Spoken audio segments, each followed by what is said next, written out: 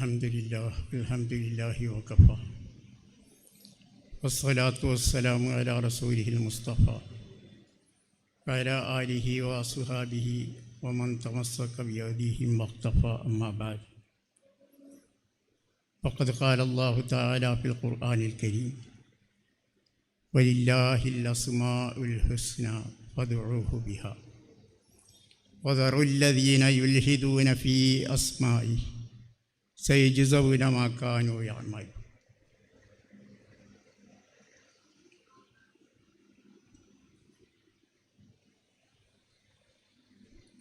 ബന്യരായ വേദിയിലിരിക്കുന്ന ഉസ്താദുമാരെ, അധ്യക്ഷരവറുകളെ, ജാമിയ ദാറുസ്സലാമിൻ്റെയും ദഅ്വ കോളേജിൻ്റെയും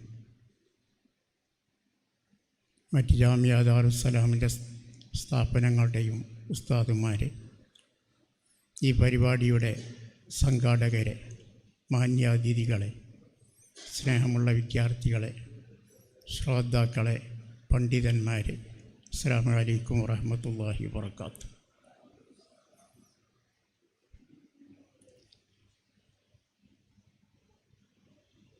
ജാമിയ ദാറുസ്സലാമിൻ്റെ സനദാന സമ്മേളനത്തിൻ്റെ പ്രചരണത്തോടനുബന്ധിച്ച് നടത്തപ്പെടുന്ന തസവൂഫ് സെമിനാറിലാണ് നാം സന്നിഹിതരായി.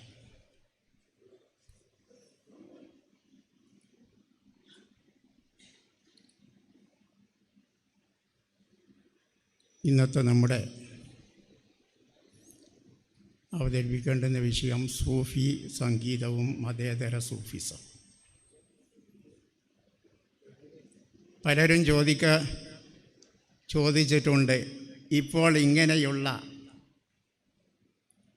ഒരു വിഷയം, ഇതിനെക്കുറിച്ച് ഒരു ക്ലാസ്, ഇതിൻ്റെ ആവശ്യമെന്ത്, അതിൻ്റെ സാഹചര്യമെന്ത് എന്ന് ചോദിക്കാറുണ്ട്. ഇത് തിരഞ്ഞെടുക്കാനുള്ള കാരണം, മുമ്പ് അറബിയിലെ ഒരു പഴമൊഴി പറയാറുണ്ട്, ഹുബ്ബുക ലിശൈഇ യുഅ്മി വയുസിമ്മു.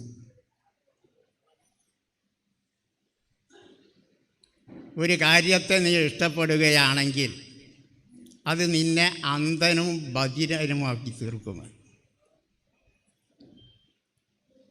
ഏതെങ്കിലും ഒരു കാര്യത്തോട് അതിയായ താല്പര്യം നമുക്കുണ്ടാവുകയാണെങ്കിൽ, നമ്മുടെ മനസ്സിലുണ്ടാവുകയാണെങ്കിൽ, അതിൻ്റെ ന്യൂനതകൾ ഏതെല്ലാമാണോ, ഏതെല്ലാം കുറവുകൾ അതിനുണ്ടോ എന്ന് ചിന്തിക്കുവാനുള്ള കഴിവ് നമുക്ക് നഷ്ടപ്പെടും. അത് നോക്കിക്കാണാനുള്ള കഴിവ് നഷ്ടപ്പെടും. അതിനുള്ള അയ്ബുകൾ കേൾക്കുവാനുള്ള കഴിവും നഷ്ടപ്പെടും. ഇതാണ് ഹുബ്ബുക ലിശൈഇ യുഅ്മി വയുസിമ്മു എന്ന് പറഞ്ഞത്. ഇത് സൂചിപ്പിക്കുന്ന മലയാളത്തിൽ തന്നെ സാധാരണ നൃപ്പനാപിത പുത്രന്യായം എന്ന പേരിലൊരു ന്യായമുണ്ട്. നൃപ്പനാപിത പുത്രന്യായം. ഈ ന്യായത്തിൻ്റെ അടിസ്ഥാനം, ഒരു രാജാവ് ഒരവസരത്തിൽ രാജാവിൻ്റെ ക്ഷുരകനോട് പറഞ്ഞു, വസ്സാൻ, നമ്മളെ ഭാഷയിൽ വസ്സാൻ എന്ന് പറയുന്ന ഒരു അസ്സാനോട് പറഞ്ഞു, രാജാവിൻ്റെ രാജ്യത്തുള്ള ഏറ്റവും സുന്ദരനായ നല്ല സ്വഭാവമുള്ള ഒരു കുട്ടിയെ നീ കൊണ്ടുവരണം.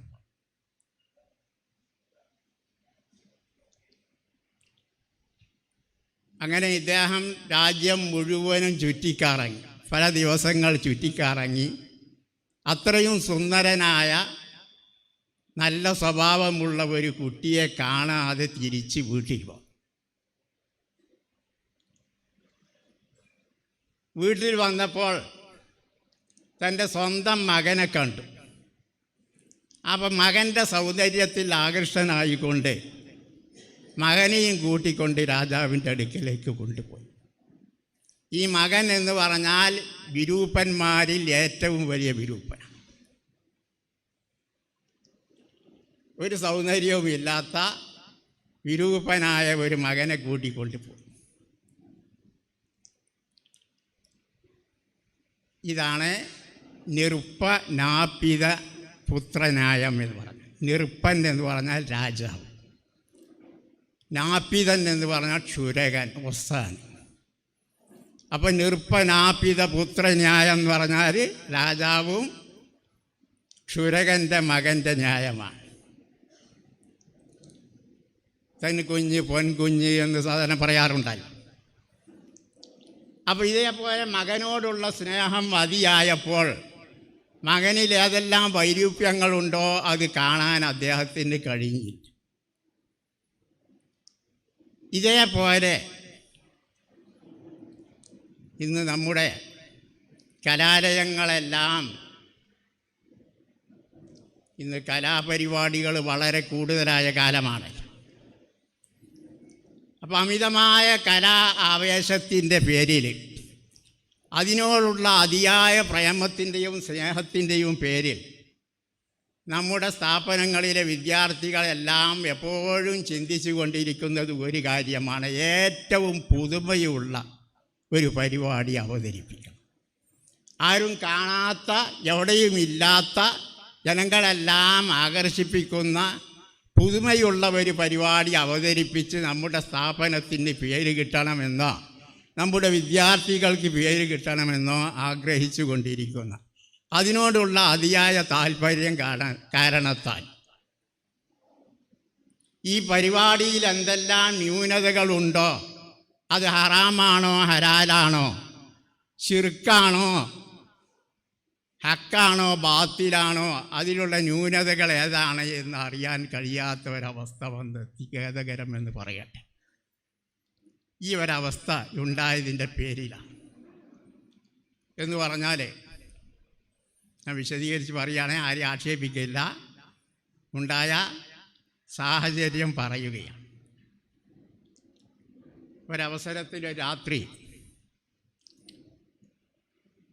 ജാമിയ ദാറുസ്സലാമിൻ്റെ കീഴിലുള്ള തർക്കിയത്തുൽ ഹുഫാദ് കോളേജിൽ അവിടെ ഫെസ്റ്റ്, വിദ്യാർത്ഥികളുടെ ഫെസ്റ്റ് നടക്കുകയാണ്. അപ്പോൾ രാത്രി അവിടുന്ന് മ്യൂസിക്കിൻ്റെ ശബ്ദം കേൾക്കുന്നുണ്ട്, ഹാർമോണിയത്തിൻ്റെയും മ്യൂസിക്കിൻ്റെയും ശബ്ദം കേൾക്കുന്നുണ്ട്, പാട്ടിൻ്റെ ശബ്ദം കേൾക്കുന്നുണ്ട്. അപ്പം ഞാൻ കരുതി ഇത് തർക്കിയത്തുൽ ഹുഫാദിൽ നിന്നാവുകയില്ല, അത് അടുത്തുള്ള പുറത്തുള്ള വല്ല ഏതെങ്കിലും പരിപാടികളായിരിക്കും എന്ന് കരുതി.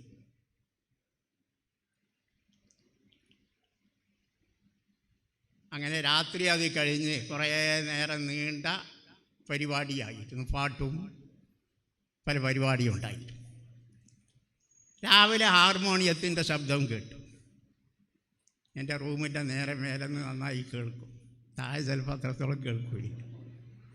അപ്പോൾ ഞാൻ വന്നിരായ EK ഉസ്താദിന് ഫോൺ ചെയ്തു, എന്താണ് ആ കേൾക്കുന്ന ഈ ഹാർമോണിയത്തിൻ്റെയും മറ്റു വല്ലതും ശബ്ദം കേൾക്കുന്നത് എന്ന് ചോദിച്ചപ്പോൾ ഇന്നലെ രാത്രി സൂഫി സംഗീതം നടക്കുകയായിരുന്നു, അതിൻ്റെ ഭാഗമായിരിക്കും. അപ്പോൾ ഇതിനെ ഞാൻ ബഹുമാന്യരായ നമ്മുടെ AV ഉസ്താദിനെ ഫോണിൽ വിളിച്ചുകൊണ്ട് ഹാർമോണിയത്തിൻ്റെ ശബ്ദം മറ്റുമെല്ലാം അവിടുന്ന് കേൾക്കുന്നുണ്ട്, അത് നമ്മുടെ സ്ഥാപനത്തിൽ തന്നെ മോശമാണ്, അത് നിർത്താൻ വേണ്ടി പറയണം.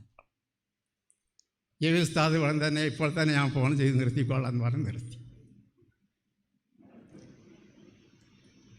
ഇത് നമ്മുടെ ദീനീ കലാലയത്തിൻ്റെ അവസ്ഥയാണെങ്കിൽ മറ്റ് ദീനി അല്ലാത്ത കലാലയങ്ങളുടെ അവസ്ഥ പറയാനില്ല. അതോടൊപ്പം മറ്റൊന്നുകൂടി, നമ്മുടെ തന്നെ പത്രമായ സുപ്രഭാതം പത്രത്തിൻ്റെ ന്യായപ്രഭാതത്തിൽ സൂഫി സംഗീതത്തിനെ വളരെ കൂടുതൽ പ്രോത്സാഹിപ്പിച്ചുകൊണ്ടൊരു ലേഖനം. ആ ലേഖനം ഇതാണ് ലേഖനം. അതിൽ സൂഫി സംഗീതത്തിൻ്റെ മഹത്വവും അതിൻ്റെ അതുകൊണ്ടുള്ള അതിൻ്റെ ഏകദേശം ഒരു എന്താണ് സൂഫി സംഗീതം എന്ന് അറിയുവാൻ വേണ്ടി ഞാൻ ഇതിനെ ആധാരമാക്കിക്കൊണ്ടാണ് ഇന്ന് ക്ലാസ് എടുക്കാൻ ഉദ്ദേശിക്കുന്നത്. ഇതിൽ അപ്പോൾ ഇതുകൂടി വന്നപ്പോൾ എൻ്റെ മനസ്സിലുണ്ടായി ഇതിനെക്കുറിച്ച് എപ്പോഴെങ്കിലും നമ്മുടെ ക്ലാസ്സിൽ നിന്ന് ചില വിദ്യാർത്ഥികളെല്ലാം ഇതിനെക്കുറിച്ച് ചോദിക്കുകയുണ്ടായി. അതിന് ഞാൻ വലിയ വിശദമായ മറുപടിയൊന്നും പറഞ്ഞില്ല. പിന്നെ എൻ്റെ മനസ്സിലുണ്ടായി ഒരവസരം കിട്ടുകയാണെങ്കിൽ ഇതിനെപ്പറ്റി ഒന്ന് വിശദമായി സംസാരിക്കണമെന്ന് കരുതി. അതിനിടയിലാണ് ബഹുമാനപ്പെട്ട എ.വി. ഉസ്താദ് വന്നിട്ട് ഇങ്ങനെ ക്ലാസ് സംഘടിപ്പിക്കാനുള്ള ആഗ്രഹമെല്ലാം പ്രകടിപ്പിച്ചപ്പോൾ ഞാൻ എ.വി. ഉസ്താദിനോട് പറഞ്ഞു, ഞാൻ ആദ്യം തന്നെ പലപ്പോഴും അങ്ങനെ കരുതിയിരുന്ന അവസരം കിട്ടുകയാണെങ്കിൽ അതിനെപ്പറ്റി സംസാരിക്കണം. അപ്പോൾ ഇന്ന് ഞാൻ സംസാരിക്കുന്നത് ഇന്ന് നമ്മുടെ തന്നെ പത്രമായ സുപ്രഭാതത്തിൻ്റെ ഞായർ പ്രഭാതത്തിൽ പാടിയും പറഞ്ഞും 2 പേര് എന്ന് പറഞ്ഞുള്ള ഈ ലേഖനം. ഇതിലെ സൂഫികളുടെ പാട്ടുകൾക്ക് പിന്നിലൊളിഞ്ഞിരിക്കുന്ന സത്യങ്ങൾ പാടിയും പറഞ്ഞും മലയാള ഹൃദയം കീഴടക്കുകയാണ് മലപ്പുറത്തുകാരായ 2 ആളുകൾ. ആളെ പേര് പറയുന്നില്ല. മറ്റുള്ളവരെ തങ്ങളുടെ സംഗീതത്തിൽ അലിയിച്ച് ആത്മീയ ആനന്ദത്തിൻ്റെ പരകോടിയിലേക്ക് ആ സ്വരമാധുരി ആസ്വാദകരെ കൂട്ടിക്കൊണ്ടുപോകും.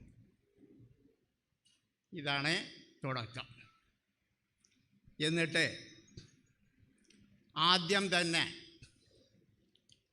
ഈ ലേഖനത്തിൻ്റെ തുടക്കം തന്നെ ഒരു കഥയാണ് പറയുന്നത്. ഒരിക്കലും മിയാൻ താൻസനോട് അക്ബർ ചക്രവർത്തി അദ്ദേഹത്തിൻ്റെ ഗുരുവിനെ കാണണമെന്ന് കാണണമെന്നും അവരുടെ ഒരു പാട്ട് കേൾക്കണമെന്നും ആഗ്രഹം പ്രകടിപ്പിച്ചു. അങ്ങനെ താൻസൻ വേഷപ്രച്ഛന്നനായ അക്ബർ ചക്രവർത്തിയെയും കൂട്ടി തൻ്റെ ഗുരുവായ സ്വാമി ഹരിദാസിൻ്റെ സവിധത്തിലെത്തി.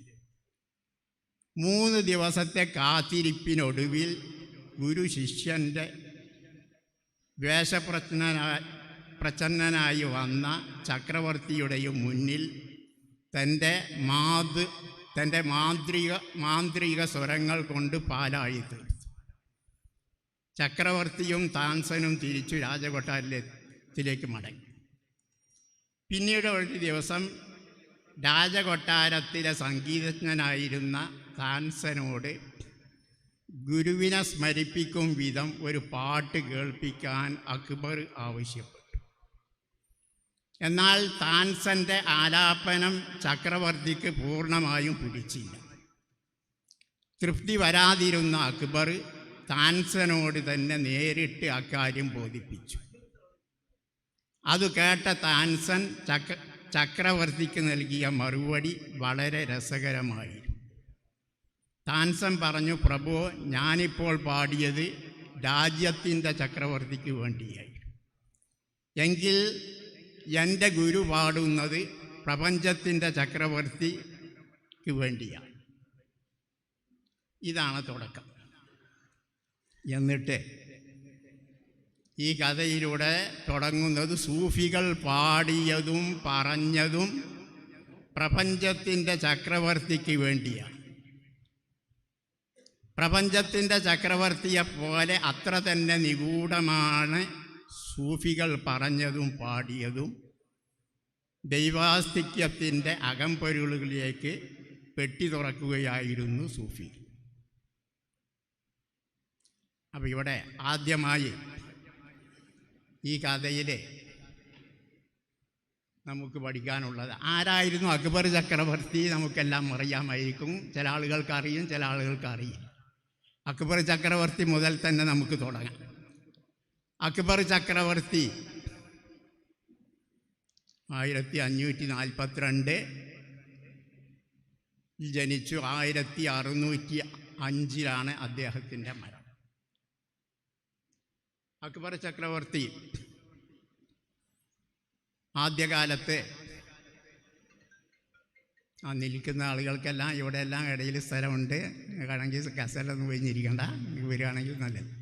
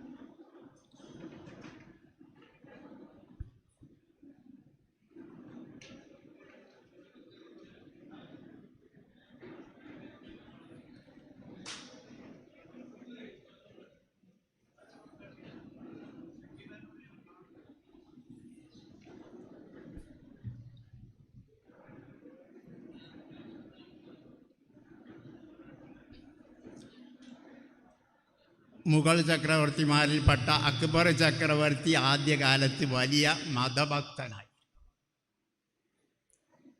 ഇസ്ലാമിനെയും ഇസ്ലാമിൻ്റെ ശരീഅത്തിനെയും വളരെയധികം ബഹുമാനിച്ചിരുന്നയും അള്ളാഹുവിൻ്റെ ഔലിയാക്കളെയും സാലിഹികളെയും വളരെ കൂടുതൽ ആദരിക്കുകയും അവരിൽ വിശ്വാസം പുലർത്തുകയും ചെയ്തിരുന്ന ഒരാളായി.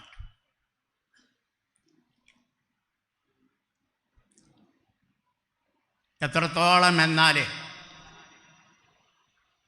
മഹാനായ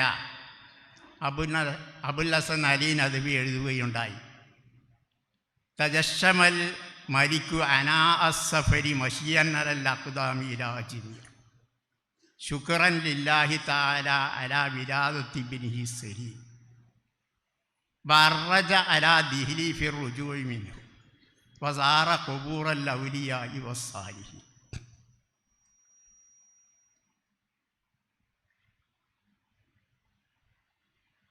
അക്ബർ ചക്രവർത്തിക്ക് സലീം എന്ന പേരിൽ ഒരു പുത്രൻ ജനിക്കുകയുണ്ടായി. സലീം എന്ന പുത്രൻ ജഹാംഗീർ ചക്രവർത്തി എന്ന പേരിൽ അറിയപ്പെടുന്ന അദ്ദേഹത്തിൻ്റെ യഥാർത്ഥ പേരാണ് സലീം. ആ സലീം എന്ന മകൻ ജനിച്ചതിൻ്റെ പേരിൽ അള്ളാഹുവിൻ്റെ ശുക്രായിക്കൊണ്ട് അദ്ദേഹം കാൽനടയായിക്കൊണ്ട് അജ്മീറിലേക്ക് പുറപ്പെട്ടു. എന്നിട്ട് വരുന്ന വഴിയിൽ ഡൽഹിയിലേക്ക് തിരിക്കുകയും അവിടെയുള്ള ഔലിയാക്കളുടെയും സാലിഹീങ്ങളുടെയും ഖബറുകൾ സിയാറത്ത് ചെയ്യുകയും ചെയ്യും. അപ്പം ഇത്രത്തോളം ഔലിയാക്കളിൽ വിശ്വാസം ഉണ്ടായിരുന്ന ഒരു വ്യക്തിയായിരുന്നു അക്ബർ ചക്രവർത്തി. മാത്രമല്ല അബുൽ ഹസൻ അലി നദ്വി തന്നെ എഴുതുന്നു, വകാന യസ്തഗിലു ബിസ്തിഗ്റാഖിൻ ഫീ ദിക്രി യാഹു യാ ഹാദി ഫീ മുസല്ല. അദ്ദേഹത്തിൻ്റെ മുസല്ലയിൽ അദ്ദേഹം ചൊല്ലിരുന്ന, എപ്പോഴും ചൊല്ലിക്കൊണ്ടിരുന്ന ദിക്റായിരുന്നു യാഹു എന്ന ദിക്റും യാ ഹാദി എന്ന ദിക്റും എന്ന് പറയും. മാത്രമല്ല വകാന യത്ലുബു കുല്ല ലൈലത്തിൽ ജുമുഅത്തി ഫീ മുസല്ലാഹു അൽ അശ്റാഫ വൽ മശായിഖ വൽ ഉലമാ വയുബാഹിസുഹും ഫിൽ മസായിരി വൽ അഹ്കാം. ഓരോ വെള്ളിയാഴ്ച രാവിലും പ്രഗത്ഭരായ പണ്ഡിതന്മാർ മശായിഖുമാരെല്ലാം വരുത്തിക്കൊണ്ട് അവരോട് ദീനിയായ വിഷയങ്ങളിലും അഹ്കാമുകളിലും ചർച്ച നടത്തിക്കൊണ്ടിരുന്നു.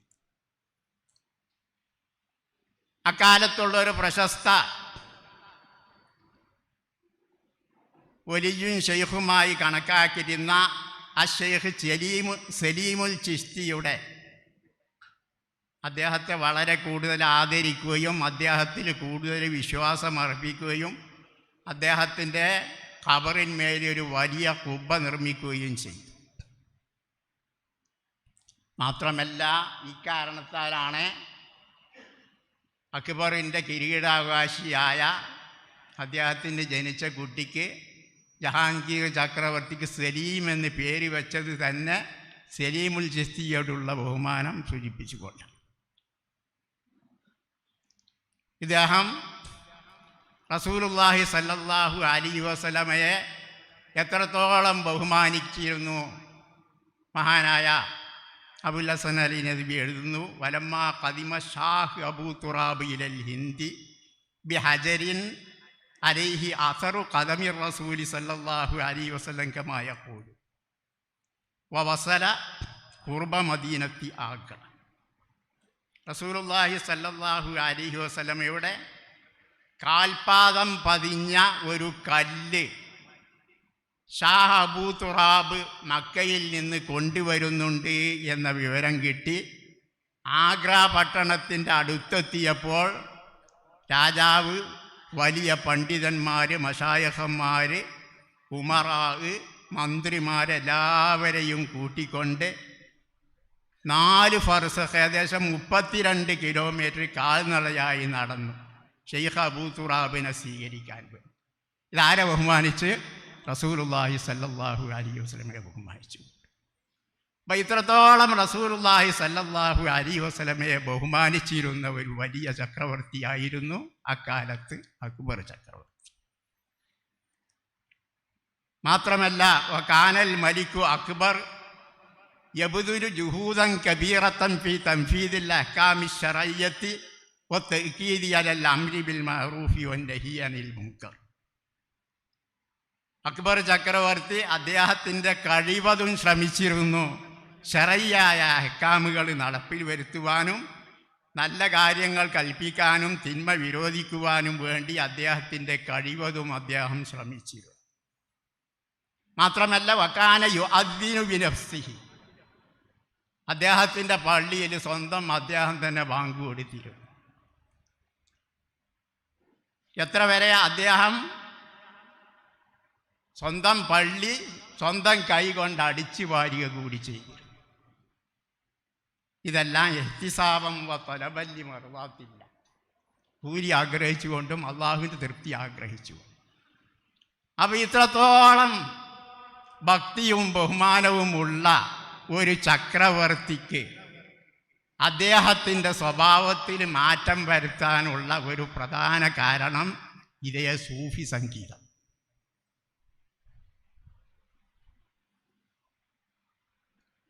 വലിയ നേരത്തെ പറഞ്ഞാൽ താൻസൻ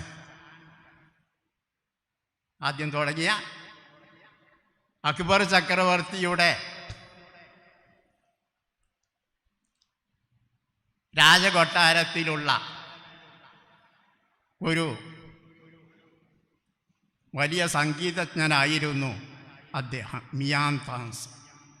1562 താൻസൻ വലിയ സംഗീതജ്ഞനാണ് എന്നുള്ള വിവരം ചക്രവർത്തിയുടെ ചെവിയിലുമെത്തി.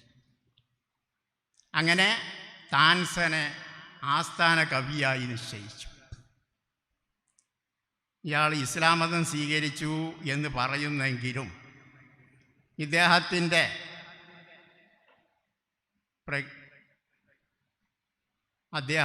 ദ്രുപ്പദ് രചന എന്ന ദ്രുപ്പദ് പറഞ്ഞ ഉത്തരേന്ത്യയിലെ കീർത്തന ഗാനത്തിനാണ് ദ്രുപ്പദ് എന്ന് പറയും. അപ്പോൾ ഇദ്ദേഹത്തിൻ്റെ കീർത്തന ഗാനങ്ങളിലെ ഇദ്ദേഹം മുസ്ലിമാണെങ്കിലും ഇസ്ലാം സ്വീകരിച്ചു എന്ന് പറയപ്പെടുന്നെങ്കിലും ഹൈന്ദവാരാധനകളുടെ മൂർത്തികളായ പാർവതിമാരുടെയും രാധാകൃഷ്ണന്മാരുടെയും എല്ലാം പ്രകീർത്തനങ്ങളാണ് അധികവും പാടിയിരുന്നത്.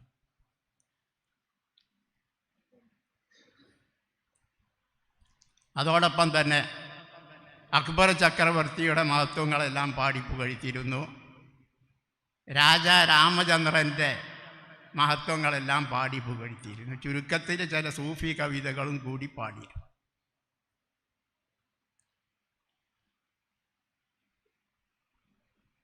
വൃന്ദാവനത്തിലെ സംഗീത ആചാര്യനായിരുന്ന സ്വാമി ഹരിദാസൻ്റെ ശിഷ്യത്വം സ്വീകരിച്ചു. അതാണ് നേരത്തെ പറഞ്ഞ താൻസം, മിയാൻ താൻസം സ്വാമി ഹരിദാസൻ്റെ അടുത്ത് പോയി കവിത കേട്ടു എന്ന് പറഞ്ഞാൽ ഇത് ഇദ്ദേഹത്തിൻ്റെ ഗുരുനാഥൻ. ഇങ്ങനെ ഇത്തരം ആളുകളുടെ കവിതകൾ കേട്ട് കേട്ട് താൻസനെ അവിടെ നിശ്ചയിച്ച അവസരത്തിൽ 38ഓളം സംഗീതജ്ഞർ അദ്ദേഹത്തിൻ്റെ കൊട്ടാരത്തിലുണ്ടായിരുന്നു എന്ന് പറയും. ഇതേ ചിന്താഗതിക്കാരുടെ പാട്ടുകൾ കേട്ട് കേട്ട് നേരത്തെ പറഞ്ഞല്ല, ഗുരു അദ്ദേഹത്തിനെ പ്രപഞ്ച ചക്രവർത്തിയിലേക്ക് കൊണ്ടുപോയി എന്ന് പറഞ്ഞല്ല. അപ്പം അങ്ങനെ കൊണ്ടുപോയി എവിടെ എത്തിച്ചു, അദ്ദേഹത്തിൻ്റെ ജീവിതത്തിൽ എത്രത്തോളം മാറ്റം വന്നു എന്നാണ് ഞാൻ പറയാൻ ഉദ്ദേശിക്കുന്നത്. മതേതര ചിന്ത ഇദ്ദേഹത്തിൽ വളർത്തുവാൻ ഇത്തരം കവികളാണ് അദ്ദേഹത്തെ പ്രേരിപ്പിച്ചത്. എന്നിട്ടെന്ത് സംഭവിച്ചു? അദ്ദേഹത്തിൻ്റെ കൊട്ടാരത്തിൽ വ്യത്യസ്ത മതസ്ഥരായ ആളുകളെ, ഹിന്ദുക്കളിൽ തന്നെയുള്ള വ്യത്യസ്ത പാർട്ടികളെയും അതേപോലെ ഇംഗ്ലീഷുകാരായ ജൂത ക്രിസ്ത്യാനികളിൽപ്പെട്ട ആളുകളെയെല്ലാം സംഘടിപ്പിച്ചുകൊണ്ട് മതവിഷയത്തിൽ ചർച്ച നടത്താൻ തുടങ്ങി. അതേപോലെ വ്യത്യസ്ത വിദ്യാർത്ഥികളായ മുബ്തദീകളായ ആളുകളെയും തെറ്റായ ചിന്താഗതിക്കാരായ ആളുകളെല്ലാം ചേർത്ത് എപ്പോഴും ചർച്ച നടത്തി അവരെല്ലാം ചക്രവർത്തിയുടെ മനസ്സിൽ ദീനിനെക്കുറിച്ച് പല സംശയങ്ങളും ഉണ്ടാക്കാൻ തുടങ്ങി. ഇദ്ദേഹത്തിന് സ്വന്തമായി എഴുത്തും വായന അറിയില്ലായിരുന്നു. അക്ബർ ചക്രവർത്തി ഉമ്മിയായിരുന്നു, നിരക്ഷരനായിരുന്നു എന്ന് പറയും. അപ്പം കേട്ടതെല്ലാം കേൾക്കുന്ന അവസരത്തിൽ അതിൻ്റെ മറുഭാഗം നോക്കി മനസ്സിലാക്കാനൊന്നും അദ്ദേഹത്തിന് കഴിയില്ല. അങ്ങനെ രാജാവിൻ്റെ മനസ്സിൽ, ചക്രവർത്തിയുടെ മനസ്സിൽ ദീനിനെക്കുറിച്ച് പല സംശയങ്ങളുമുണ്ട്. അദ്ദേഹത്തിൻ്റെ മുമ്പിൽ വെച്ച് ദീനുൽ ഇസ്ലാമിൻ്റെ ഓരോ ഫർദായ കാര്യങ്ങളെയും ഓരോ വിശ്വാസപരമായ കാര്യങ്ങളെയും അവർ പരിഹസിക്കാൻ തുടങ്ങി. നുബുവത്ത് എന്ന വിശ്വാസം, റിസാലത്ത് വിശ്വാസം, അള്ളാഹു സംസാരിക്കുക, അള്ളാഹിനെ കാണുക എന്നുള്ള വിശ്വാസം, പ്രപഞ്ച സൃഷ്ടി, അതേപോലെ പരലോക ജീവിതം മുതലായ കാര്യങ്ങളിലെല്ലാം അതിനെ കളിയാക്കിക്കൊണ്ട് അദ്ദേഹത്തിന് മുമ്പിൽ സംസാരിക്കാൻ തുടങ്ങി.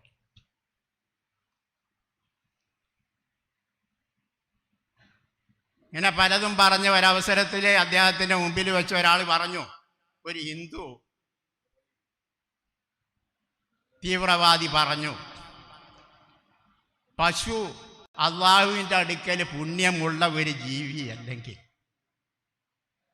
വിശുദ്ധ ഖുർആനിൽ ആദ്യത്തെ സൂറത്ത് തന്നെ പശുവിനെ പറ്റിയാണ്, സൂറത്തുൽ ബഖറ. അപ്പോൾ സൂറത്തുൽ ബഖറ ആദ്യമായി ഖുർആനിൻ്റെ ആദ്യ ആയത്തായി തുടങ്ങാനുള്ള കാരണം തന്നെ പശു ഒരു മുഖദ്ദസത്തായ ജീവിയായതിൻ്റെ പേരിലാണ് എന്ന് പറയുന്നുണ്ട്.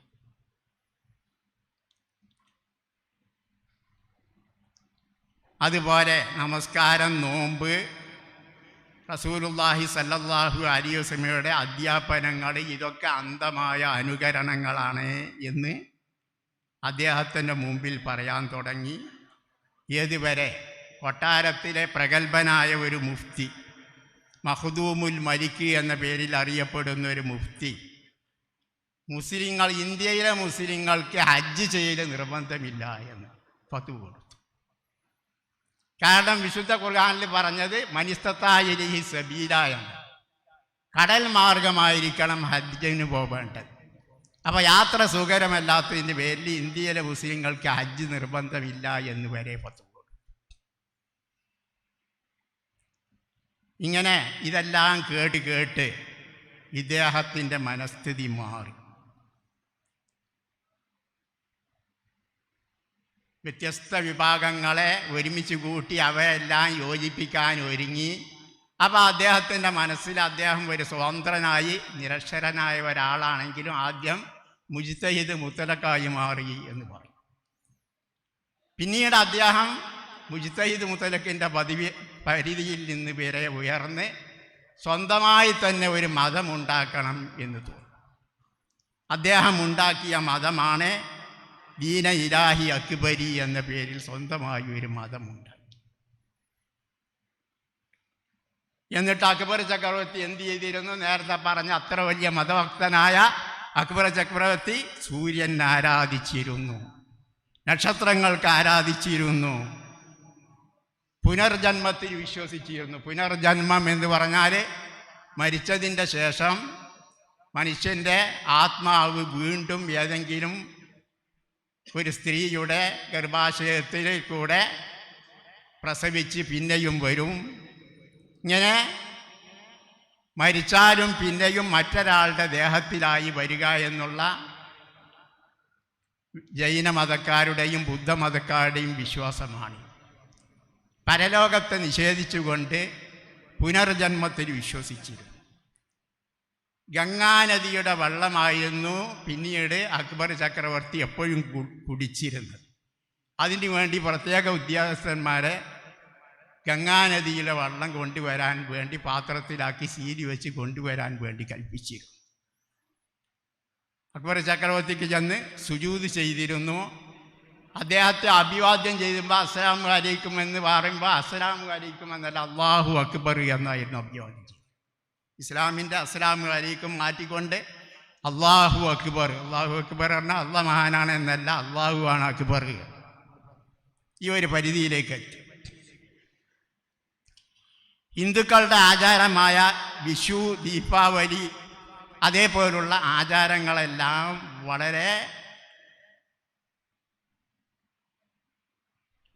വലുതായിക്കൊണ്ട് അതാഘോഷിക്കുകയും അദ്ദേഹത്തിൻ്റെ പുതിയ മതം ദീന അക്ബർ ഇലാഹിയിലെ ദീന ഇലാഹി അക്ബരിയിലുള്ള അദ്ദേഹത്തിൻ്റെ നിയമങ്ങൾ സക്കാത്ത് കൊടുക്കേണ്ടതില്ല എന്ന് വാസം. സക്കാത്ത് നിർബന്ധമില്ല. കള്ള എല്ലാവർക്കും കുടിക്കാം. വേശ്യകൾക്കെല്ലാം ഉയർന്ന സ്ഥാനം നൽകി. പൊട്ട് തൊടാൻ തുടങ്ങി. മൊയ്ജിസാത്തുകളെല്ലാം നിഷേധിക്കാൻ തുടങ്ങി. ചേലാകർമ്മം ചെയ്യുന്നതെല്ലാം നിഷേധിച്ചു. അതേപോലെ ഇസ്ലാമിൻ്റെ ഏതെല്ലാം ചിഹ്നങ്ങളുണ്ടോ അതിനെല്ലാം പരിഹസിച്ചു തള്ളി. റസൂൽ സല്ലല്ലാഹു അലൈഹി വസല്ലമയുടെ ഇസ്രാ മിഅ്റാജ് ഇതെല്ലാം ഖുറാഫാത്താണ് എന്ന് പറഞ്ഞ് അതിനെ നിഷേധിച്ചു കളിയാക്കി. കൊട്ടാരത്തിൽ പിന്നീട് നിസ്കാരം നടക്കാറില്ല. മുമ്പ് നിസ്കാരത്തിൽ യാഹുവും യാഹാദിയും പതിവാക്കി ചെയ്യുന്ന ഇത്ര വലിയ സൂഫി പിന്നീട് അവസാനം കൊട്ടാരത്തിൽ പരസ്യമായി നിസ്കരിക്കാനുള്ള അനുവാദം വരെ ആർക്കും കൊടുത്തിരുന്നു.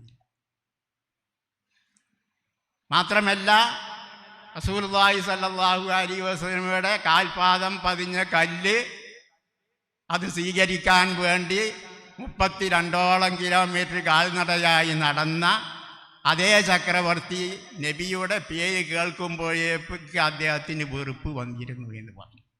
മുഹമ്മദ്, അഹമ്മദ്, മുസ്തഫ മുതലായ പേരുകൾ അദ്ദേഹം മാറ്റിയിരുന്നു. അങ്ങനെ പേരുള്ള ആളുകൾ അത്രത്തോളം വെറുപ്പ് വന്നു. അതേപോലെ ഇസ്ലാമിൻ്റെ മുഴുവൻ അർക്കാനുകൾ അതെല്ലാം പരിഹസിച്ച് പുച്ഛിച്ച് തള്ളി. ഈ ഒരവസ്ഥയിലേക്ക് ഇതാണ് മതേതര ചിന്ത.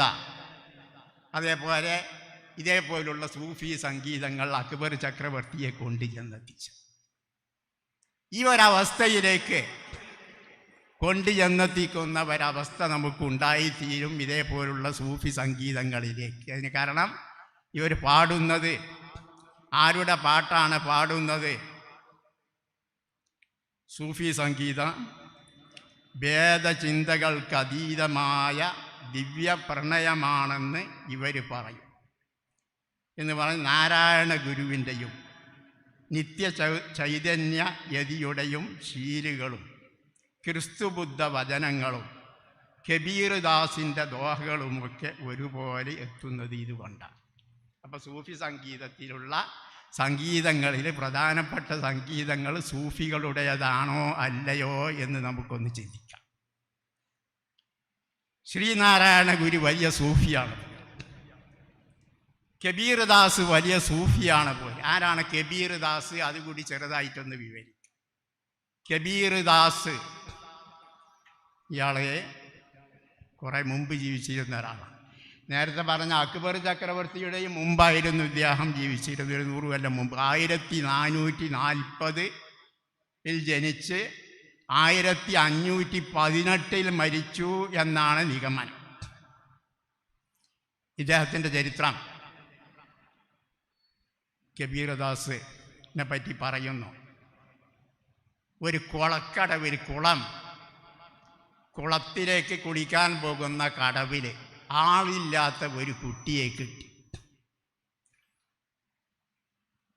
അപ്പം ആ വഴിക്ക് വന്ന ഒരു മുസ്ലിം നെയ്ത്തുകാരനായ നീരു എന്ന ആളും ആ നീരുവിൻ്റെ ഭർത്താവായ നീമയും ഒരു മുസ്ലിമാണ് പോയി. ഈ കുട്ടിയെ കണ്ടെത്തി അവർ വീട്ടിൽ കൊണ്ടുപോയി സ്വന്തം മക്കളെ പോലെ വളർത്തി. അങ്ങനെ ഹിന്ദുവായി ജനിച്ച് രണ്ട് മുസ്ലിങ്ങളുടെ സംരക്ഷണത്തിൽ വളർന്ന ഒരു കുട്ടിയായിരുന്നു കബീർ ദാസ് എന്നൊക്കെ പറയും. ഇയാളാണ് കബീർ ദാസ് എന്ന പേരിൽ സുപ്രസിദ്ധനായി തീർന്നത്. ഇദ്ദേഹത്തിന് എഴുത്തും വായനയൊന്നും അറിയില്ലായിരുന്നു, എഴുത്തും വായനയൊന്നും അഭ്യസിച്ചിരുന്നില്ല. നെയ്ത്ത് ജോലി ചെയ്ത് ഉപജീവനമാർഗം നേടി. ഇദ്ദേഹത്തിൻ്റെ പ്രത്യേകത വീണ മീട്ടിക്കൊണ്ട് വളരെ നല്ല മധുരമായ ശബ്ദത്തിൽ മധുര ഗീതങ്ങൾ ആലപിച്ച് ദേശസഞ്ചാരം നടത്തി രാജ്യത്തിൻ്റെ പല ഭാഗത്തും വീണ മീട്ടിക്കൊണ്ട് ഗീതം പാടിക്കൊണ്ട് നടന്നു. അത് കാരണത്താൽ ഇദ്ദേഹത്തിൻ്റെ പാട്ട് കേൾക്കാൻ അതിൽ ആകൃഷ്ടരായിക്കൊണ്ട് ഇയാളുടെ ശിഷ്യത്വം സ്വീകരിച്ചു പല ആളുകൾ. അങ്ങനെ കബീർ അദ്ദേഹത്തിൻ്റെ ആദർശങ്ങളെല്ലാം ഈ ഗീതങ്ങളിലൂടെ പ്രചരിപ്പിക്കാൻ തുടങ്ങി.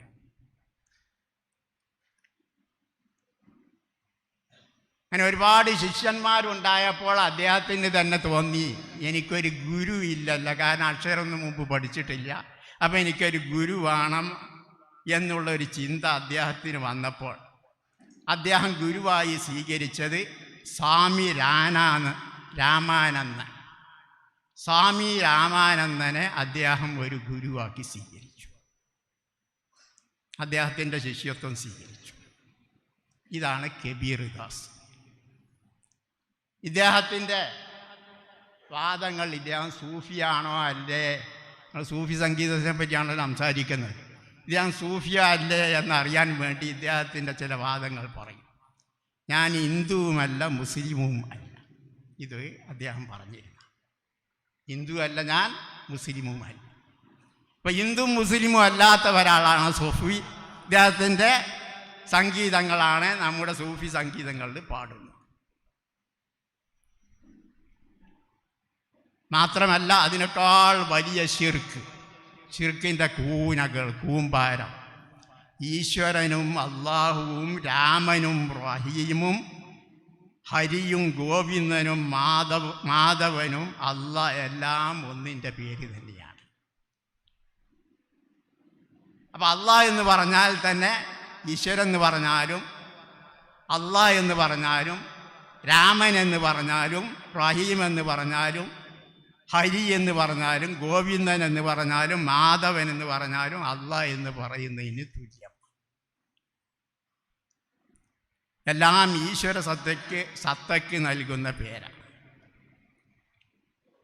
എന്നിദ്ദേഹം പറയുകയാണെങ്കിൽ അദ്ദേഹം ഒരിക്കലും അള്ളാ അള്ളാ അള്ളാ എന്ന് പറയാറില്ല, രാമ രാമ രാമ എന്ന്. ഇതൊക്കെ അള്ളാഹിൻ്റെ പേര് തന്നെ ആണെങ്കിൽ എന്നാൽ അള്ളാഹ് എന്ന് പറയണ്ടേ, അള്ളാഹ് എന്ന് പറയാറില്ല. അദ്ദേഹത്തിന് ഇഷ്ടപ്പെട്ട പേര് രാമ രാമ രാമ എന്നായിരുന്നു. രാമനെ തന്നെ അദ്ദേഹത്തിൻ്റെ കവിതകളിൽ ചിലപ്പോൾ ഹരി എന്ന് വിളിക്കും, ചിലപ്പോൾ ഓം എന്ന് വിളിക്കും. മുമ്പ് ഓം നമ ശിവായെ പറ്റി വലിയ പ്രശ്നമെല്ലാം ഉണ്ടായല്ല. അപ്പോൾ ഇതൊക്കെ അള്ളാഹിൻ്റെ പേരായിക്കൊണ്ടാണ് കബീർ ദാസ് പഠിപ്പിച്ചത്. ബിംബാരാധനയെ ഇദ്ദേഹം വളരെ കൂടുതൽ എതിർത്തിരുന്നു.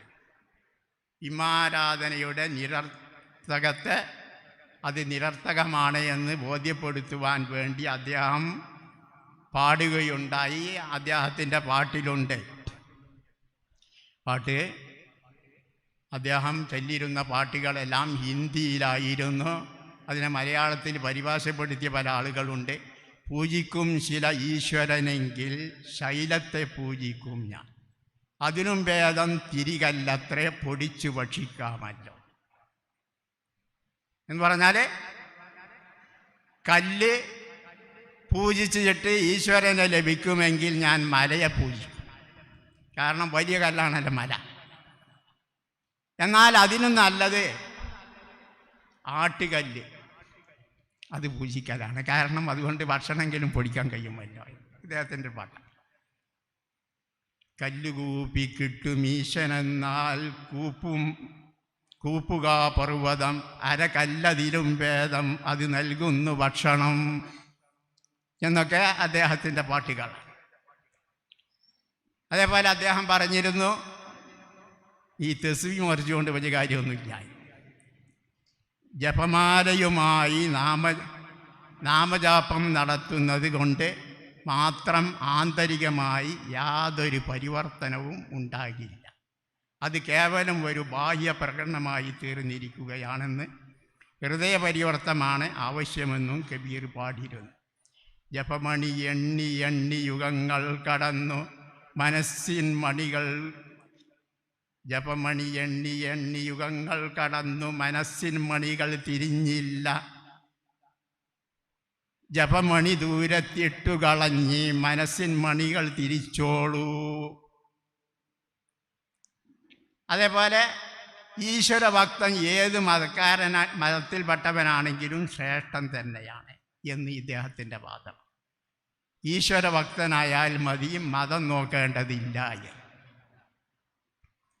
അതിന് അദ്ദേഹം ഉദാഹരണം പറയുകയുണ്ടായി. അദ്ദേഹം പറഞ്ഞത്, ജാതിന പൂച്ചോ സാധുക്കി പൂച്ചിലീജിയെ ഞാൻ മോൽ കറോത്തൽ വാർക്ക പടാറഹൻ തോമിയാൻ.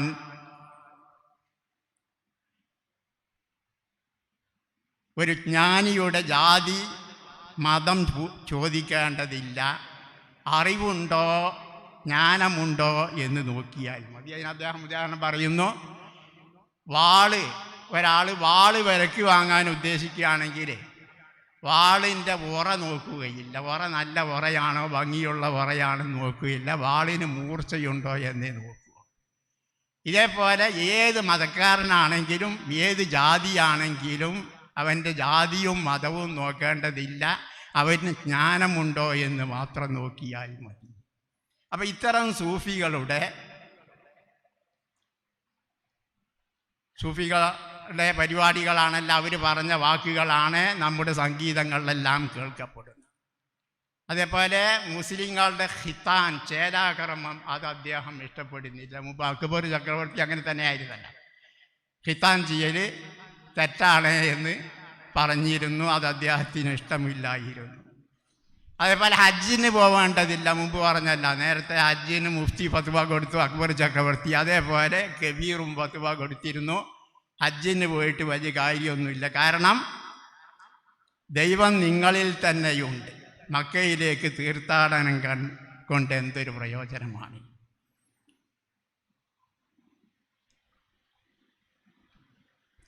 ഇത് കബീറിൻ്റെ ചില തെറ്റായ വാദങ്ങളാണ്. അദ്ദേഹം ഹിന്ദുവല്ല, മുസ്ലിമല്ല. അദ്ദേഹത്തിനെ ശൈഖാക്കി നിൽക്കുന്ന ചില ആളുകളുണ്ട്. അദ്ദേഹത്തിന് സംഭവിച്ചതെന്ത്?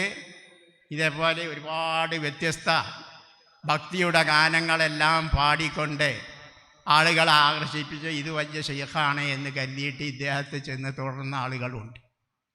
ഇതിൽ തെറ്റിദ്ധരിച്ചുകൊണ്ട് ഇന്നത്തെ കാലത്തും അതിൻ്റെ ചില അവശിഷ്ടങ്ങളെല്ലാം ഉണ്ട്. നിസ്കാരമില്ല, നോമ്പില്ല, അതേപോലുള്ള കാര്യങ്ങളൊന്നുമില്ലാത്ത ഇതേ കബീറിനെ പിന്തുടർന്നവരാണെന്ന് തോന്നുന്നു. അങ്ങനത്തെ ആളുകളുണ്ട്.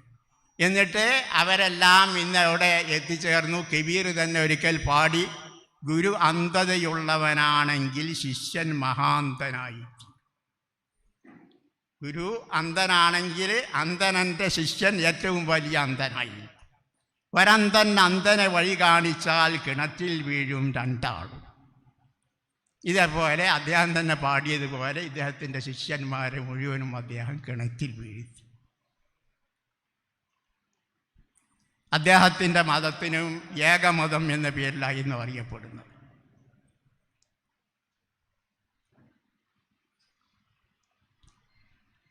അപ്പോൾ ഇതാണ് കബീർ. മറ്റൊന്ന് ശ്രീ ശങ്കരാചാര്യർ, അതുപോലെ ശ്രീനാരായണ ഗുരു, ഇവരെല്ലാം അദ്വൈത ദർശനക്കാരാണ്. ശ്രീനാരായണ ഗുരു പഠിപ്പിച്ചിരുന്നത് ഒരു ജാതി, ഒരു മതം, ഒരു ദൈവം. ഇതായിരുന്നു.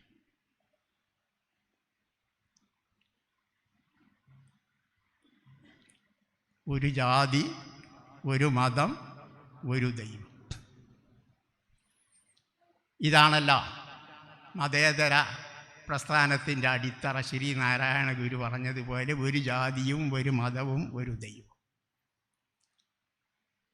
ഇത് കേട്ടാൽ തോന്നും ഇവരെല്ലാം അള്ളാഹുവിൽ വിശ്വസിച്ചു. ഒരു ദൈവം എന്ന് പറയുമ്പോൾ തോന്നിപ്പോകും ഇവരെല്ലാം അള്ളാഹുവിൽ വിശ്വസിച്ച ആളുകളാണ്.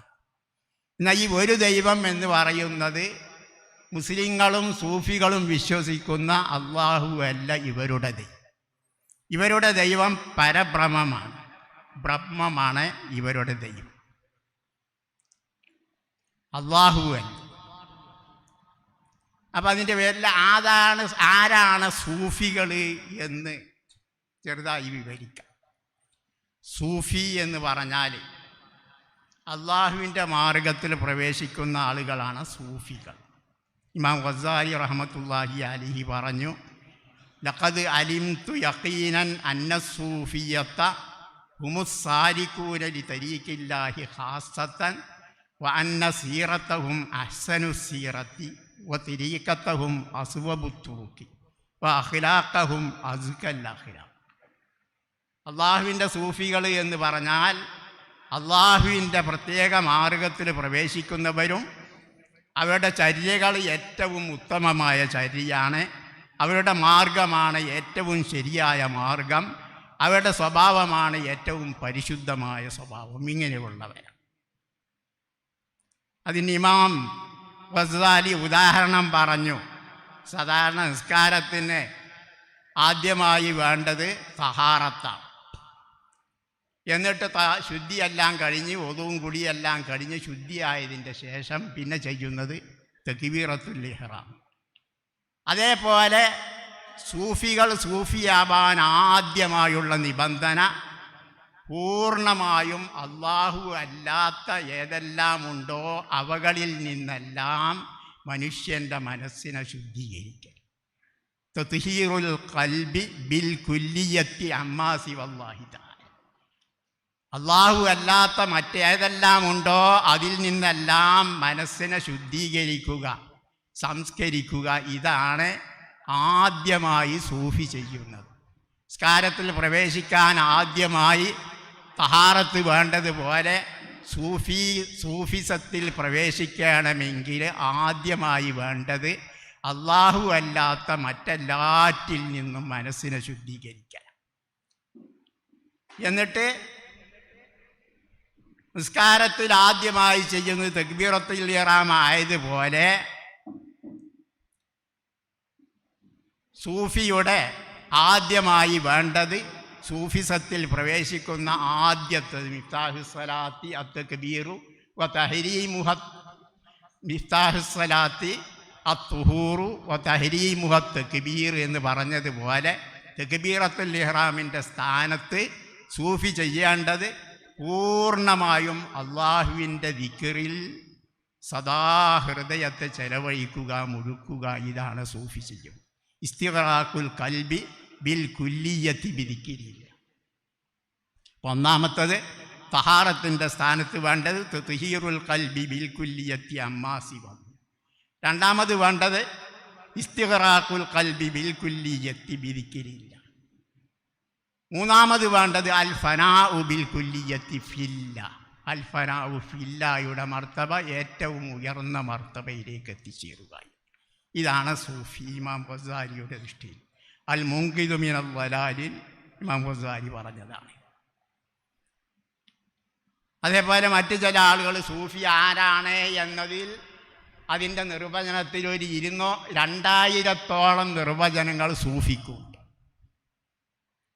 അതിൽപ്പെട്ട ഒരു വിശദീകരണമാണ് ജനങ്ങളിൽ അസ്ഹാബുൽ യമീനുമുണ്ട്, മുഖറബീങ്ങളുമുണ്ട്.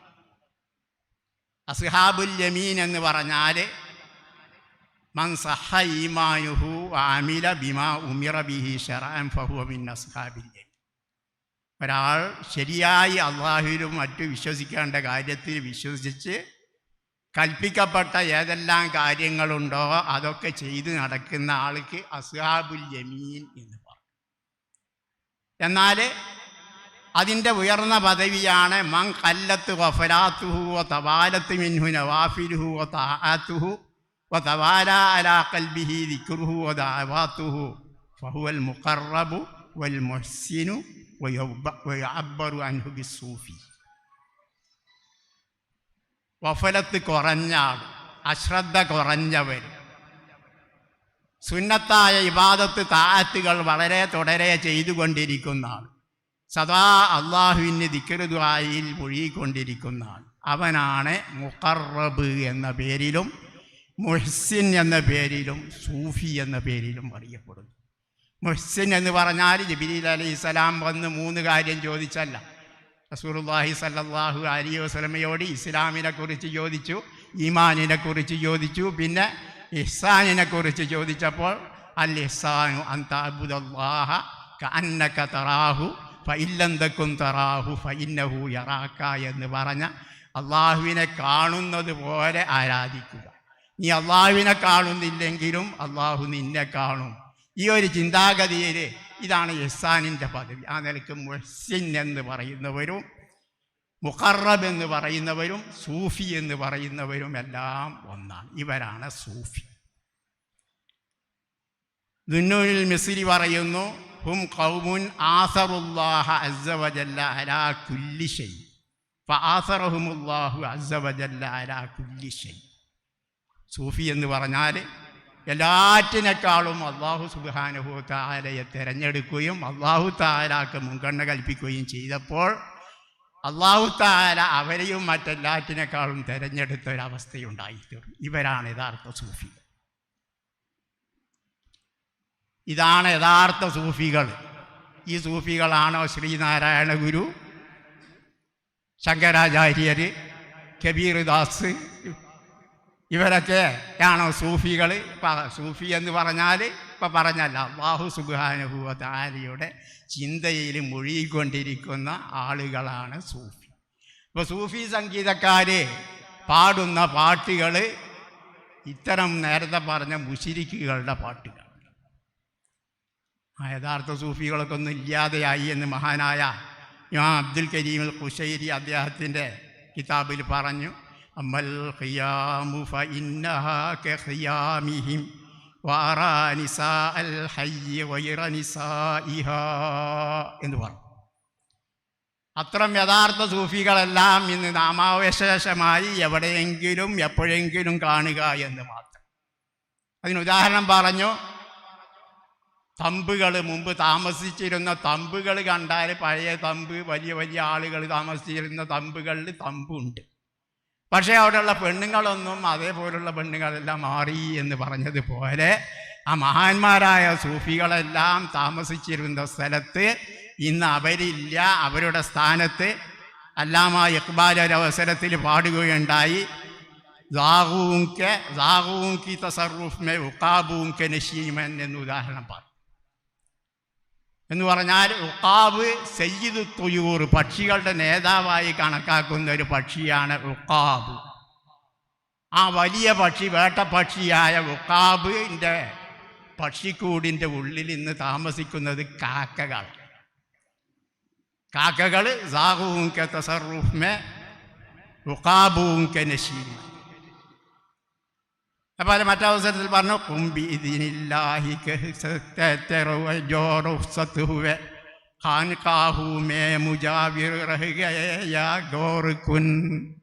എന്ന് പറഞ്ഞു. മുൻകാലത്തുള്ള വലിയ വലിയ അള്ളാഹുവിൻ്റെ ഔലിയാക്കൾ ഒരു മയ്യിത്തിനോട് കുംബീദിനില്ല എന്ന് പറയുമ്പോൾ മരിച്ച മയ്യിത്ത് എഴുന്നേറ്റിരുന്നു. അങ്ങനത്തെ കറാമത്തുള്ള ആളുകളെല്ലാം ഉണ്ടായി. അവരൊക്കെ ഒന്ന് പോയി. ഇന്ന് അങ്ങനത്തെ ഒരു ഒരിജിനെ കാണാൻ, കറാമത്തുള്ള ഒരിജിനെ കാണാൻ നോക്കുകയാണെങ്കിൽ കാണുന്നില്ല. പിന്നെ അവരുടെ പഴയ ആശ്രമങ്ങളും സൂഫി മഠങ്ങളെല്ലാം ഉണ്ട്. അവർ ദിക്ർ ചൊല്ലിയിരുന്നയും മുരീദുകൾ തെർബീത്ത് ചെയ്തിരുന്നയും സ്ഥാനങ്ങളുണ്ട്. അവിടെ ഇന്നുള്ളത് ഒന്നുകിൽ മുജാവിർ. മുജാവിർ എന്ന് പറഞ്ഞാൽ ഉറുദുക്കാർ പറയൽ ദർഗകളിൽ ആരെങ്കിലും എന്തെങ്കിലും കൊണ്ടുവരും നേർച്ച എല്ലാം സ്വീകരിച്ച് നടക്കുന്ന ആൾക്കാർ, അവരെ എന്നാ അവിടെ. അല്ലെങ്കിൽ കവറ് കുഴിക്കുന്ന കവറ് മാന്തിക, ഇവർ മാത്രമേ അവശേഷിക്കുന്നുള്ളൂ. യഥാർത്ഥ സൂഫികളും ആ ഒരു പദവിയിലെത്തിയ ആളുകളില്ല എന്ന് പറഞ്ഞ് അമൽ ഖിയാമു ഫഇന്നഹാ കഖിയാമിഹിം വഅറാ നിസാഅൽ ഹയ്യി വൈറ നിസായിഹാ എന്ന് പറഞ്ഞൊരവസ്ഥയിലേക്ക്. ഇനി സമയം കൂടുതലായി. സൂഫി സംഗീതക്കാർ പാടുന്ന അതിനെപ്പറ്റി നേരത്തെ പറഞ്ഞ നമ്മുടെ സുപ്രഭാതം പത്രത്തിൽ വന്ന എന്തിനു വേണ്ടിയാണ് അവർ പാടുന്നത് അതുകൂടി ചുരുക്കി പറഞ്ഞുകൊണ്ട് ഞാൻ നിർത്തുകയാണ്. സൂഫി സംഗീതക്കാർ പാടുന്നത് ജീവാത്മാവും പരമാത്മാവും തമ്മിലുള്ള ബന്ധം മനസ്സിലാക്കാൻ. ജീവാത്മാവും പരമാത്മാവും തമ്മിലുള്ള ബന്ധം മനസ്സിലാക്കാൻ വേണ്ടിയാണ് സൂഫി സംഗീതക്കാർ ഇതാലപിച്ചു കൊണ്ടിരിക്കുന്നത്. ജീവാത്മാവും പരമാത്മാവും തമ്മിലുള്ള ബന്ധവും പ്രപഞ്ച സ്നേഹവുമാണ് പറയുന്നത്. അപ്പോൾ ഇവരുടെ ഒരു പ്രധാന വിഷയം ഇതാണ്, ജീവാത്മാവും പരമാത്മാവും തമ്മിലുള്ള ബന്ധം മനസ്സിലാക്കി. ചുരുക്കി പറയും, എന്താണ് ജീവാത്മാവ്, എന്താണ് പരമാത്മാവ്? ജീവാത്മാവ് എന്ന് പറഞ്ഞാൽ ജീവികളിലുള്ള ആത്മാവ് എന്നർത്ഥമാണ്. നമ്മൾ ഓരോരുത്തരിലും ആത്മാവുണ്ടല്ലോ, റൂഹ്, അതിന് ജീവാത്മാവ് എന്ന്. പരമാത്മാവ് എന്ന് പറഞ്ഞാൽ ഈ പ്രപഞ്ചത്തിലെ ഏകനായ ഈശ്വരനെ പറ്റിയാണ് പരമാത്മാവ് എന്ന് പറയുന്നത്.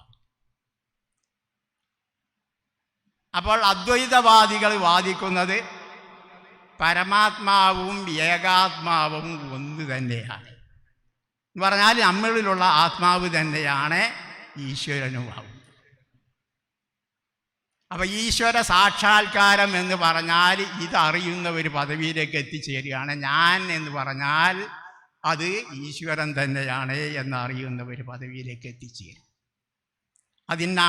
അതിനവർ ഉപയോഗിക്കുന്ന ഒരു പദമാണ് തത്വമസി. തത്വമസി എന്ന് പറഞ്ഞാൽ അത് നീയാകുന്നു എന്ന്. അത് നീയാകുന്നു പറഞ്ഞാൽ പരമാത്മാവ് എന്ന് പറഞ്ഞാൽ നീ ഈശ്വരൻ തന്നെയാണ് എന്ന അർത്ഥത്തിനാണ് തത്വമസി എന്ന് പറയും. അഹം ബ്രഹ്മാസ്മി എന്ന് പറയും, ഞാൻ ബ്രഹ്മമാകുന്നു. കാരണം നേരത്തെ പറഞ്ഞല്ല, അദ്വൈതവാദികൾ അല്ല, അവിടെ ഈശ്വരൻ ബ്രഹ്മമാണ്. അപ്പം ഞാൻ തന്നെയാണ് ബ്രഹ്മം എന്നുള്ള വിശ്വാസം. ഇത് ആദ്യത്തിൽ അറിയാൻ കഴിയില്ല, കുറച്ച് കഴിയുമ്പോഴേ പ്രത്യക്ഷത്തിൽ പ്രപഞ്ചവും ഈശ്വരനെല്ലാം രണ്ടാണെന്ന് തോന്നുകയാണെങ്കിലും, ഒരാൾ അതിന് ഉദാഹരണം പറയുന്നു. നടക്കുന്ന വഴിയിൽ ഒരു കയറ്, ഒരു മങ്ങിയ വെളിച്ചത്തിലൊരു കയറ് കണ്ടു. കയറ് കണ്ടപ്പോൾ പേടിച്ച് ഓടിയത് പാമ്പാണ് എൻ്റെ കയ്യിൽ. എന്നിട്ട് വെളിച്ചം വന്നപ്പോൾ നോക്കിയപ്പോൾ അത് പാമ്പല്ല, കയറായിരുന്നു എന്ന് ബോധ്യപ്പെട്ടു. ഇതിന് രജ്ജു സർപ്പം എന്ന് പറയും. രജ്ജു പറഞ്ഞ കയർ. ഇപ്പം രജ്ജു സർപ്പമാണെന്ന് തോന്നുന്നത് പോലെ ആദ്യം ഏത് ഒരാൾക്ക് തോന്നും, ദൈവം വേറെയാണ്, ഞാൻ വേറെയാണ്. ഇത് അജ്ഞത കൊണ്ടാണ്, വിവരമില്ലായ കൊണ്ടാണ്. പിന്നെ കുറച്ച് കഴിഞ്ഞ് വിവരമെല്ലാം വരുമ്പോൾ തോന്നും ഞാനും ഈശ്വരനെല്ലാം ഒന്ന് തന്നെയാണ് എന്ന് തോന്നും. ഇതാണ് അദ്വൈത വിശ്വാസത്തിൻ്റെ അകത്ത്. അപ്പം ഈ ജീവാത്മാവും പരമാത്മാവും തമ്മിലുള്ള ബന്ധം ഇവർ പാടുന്നതെന്ത്, ഞാൻ ദൈവം തന്നെയാണ് എന്ന പദവിയിലേക്ക് കൊണ്ടുപോവുക, അതിലേക്ക് ആളുകളെ ക്ഷണിക്കും. അപ്പം ഇതൊക്കെയാണ് ഇവർ ചെയ്യുന്നത്. അല്ലാഹു സുബ്ഹാനഹു വ തആല നമ്മെ രക്ഷിക്കുമാറാവട്ടെ. അപ്പം നമ്മുടെ സൂഫി സംഗീതക്കാർ നമ്മെ കൊണ്ടുപോകുന്നത് ശിർക്കിലേക്കാണ്. ഈ ശിർക്കിലേക്കാണ് കൊണ്ടുപോകുന്നത്. ഇതാണ്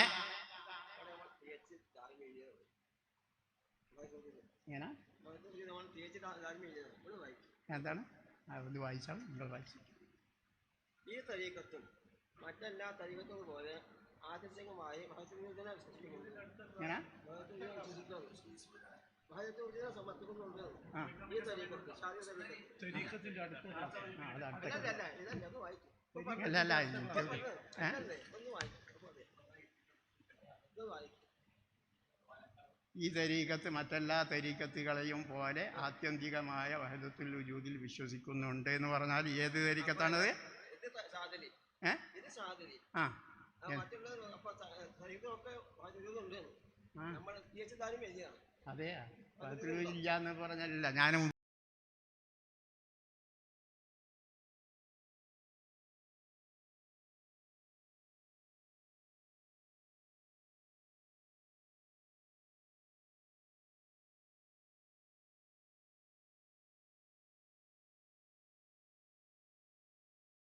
അപ്പൊ ചുരുക്കി പറഞ്ഞാൽ ഹിന്ദുക്കളുടെ ഈശ്വരൻ അദ്വൈതവാദികളുടെ ഈശ്വരൻ ബ്രഹ്മമാണ്, അല്ലാഹുവൻ. അപ്പോൾ അദ്വൈതവാദം എന്ന് പറയുന്നത് ആ അദ്വൈതവാദത്തിലേക്കാണ് നമ്മുടെ സൂഫി സംഗീതക്കാർ നമ്മെ സാധാരണ പാവപ്പെട്ടവരെ കൊണ്ടുപോകുന്നത്.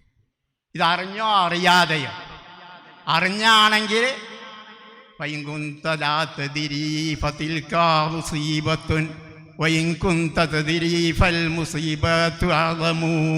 എന്ന് പറഞ്ഞതുപോലെ അറിഞ്ഞില്ലെങ്കിൽ അതൊരു മുസീബത്ത്, അറിയുകയാണെങ്കിൽ ഏറ്റവും വലിയ മുസീബത്ത് പോലെ ഈ മുസീബത്തിലേക്കാണ് നമ്മുടെ സമുദായത്തെ പാവപ്പെട്ടവരെ നാം കൊണ്ടുപോകുന്നത്. ഇത് ശിർക്കാണ് എന്ന് വിവരിക്കുവാൻ വേണ്ടിയും ശിർക്കിലേക്ക് നമ്മെ കൊണ്ടുപോയി അവസാനം കൊണ്ട് എന്നെത്തിക്കൽ നേരത്തെ പറഞ്ഞതുപോലെ സൂഫിയത്തിനെ ഞാൻ ചുരുക്കി വിവരിക്കുകയാണ്. അവസാനം സൂഫിയത്തിൻ്റെ അവസ്ഥകൾ സൂഫിയത്തിൻ്റെ കിതാബ് നോക്കി തീരുമാനിക്കാൻ കഴിയുകയില്ല. സൂഫിയത്തിൻ്റെ പദ്യങ്ങളും അവർ പറയുന്ന വാക്കുകളും സാധാരണക്കാർക്ക് നോക്കൽ ഹറാമാണ് എന്നാണ് മഹാന്മാർ പറയും. സാധാരണക്കാരായ ആളുകൾക്ക് അവരുടെ കിതാബുകൾ, അവരുടെ പദ്യങ്ങൾ, സംഗീതങ്ങൾ അതെല്ലാം നോക്കൽ ഹറാമാണ്. അമ്മ മഹാനായ ഇബ്നു ഹജറുൽ ഹൈതമി അദ്ദേഹത്തിൻ്റെ ഫതാവൽ ഹദീസിൽ പറഞ്ഞു, വഅമ്മ മുതാലഅതു കുതുബിഹിം ഫയംബഗി ലിൽ ഇൻസാനി അൻ യുഇരിദ അൻഹാ ബികുല്ലി വജ്ഹിൻ അംകന.